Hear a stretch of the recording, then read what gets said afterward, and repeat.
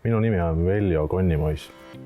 Olen Radius Machiningu asutaja ja tegevjuht. Minu töö on siis meie ettevõtet hoida pidevas arengus. Selline igapäev mingil hetkel ei olnud enam motiveeriv. Otsisime uusi väljakutseid. Mina iseenesest tundsin, et see on vajalik sellepärast, et leida üles meie tootmise valukohad ja suurim potentsiaal, kuidas jõuda suurte eesmärkideni. Et me täitsime kliendi tellimusi, aga see ei ole see, mis viib sihile. Me nägime, et me oleme jõudnud oma ettevõttega mingile tasemele.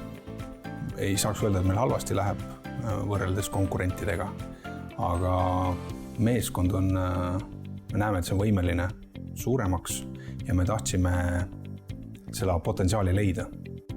Radiusel pigem oli mitte isegi mure, vaid ambitsioon. Nad on kasvanud palju. 2017 tuli kasvu 60% ja ettevõtte võtmeisikute ja omanike põhiküsimus oli see, et kui me tahame edasi niimoodi kasvada, siis me peame väga selgelt teadma, millele panustada, kus peaks olema fookus. Ta suudab siis käivitada need protsessid, mis siiamaani on tundunud kahtlased või sellised eesmärgid, mis ei ole tõenäolised. Suudab ta sulle väga hästi selgeks teha ja öelda, et see ei olegi väga paha mõte.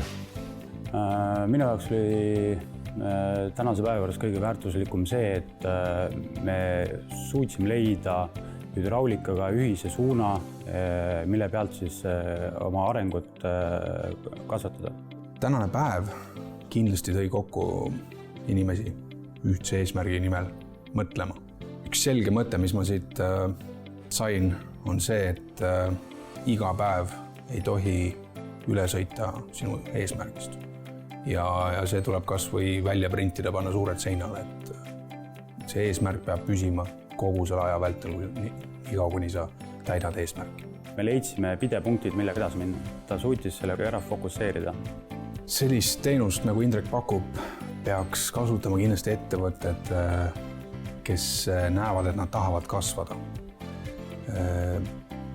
Et potentsiaal on olemas, inimesed on olemas, kõik on teotahtelised noored, aga millegipärast ei ole tulemust. Siis tuleb võtta korraks ennast kokku, leida see eesmärk ja siis on juba siht selge. Eelkõige, kui ma Indrekuga kokku sain ja Indreku juttu kuulasin, siis ma justkui nagu kuulsin enda vasardavat häält kuskilt teiselt poolt, mis mul omal peas kogu aeg tiksub, aga ma ei ole osanud seda välja öelda ja Indrek sobib just sellistele ettevõtetele, kellel on mõte või ambitsioon midagi ära teha, aga siiamaani on tegemata jäänud.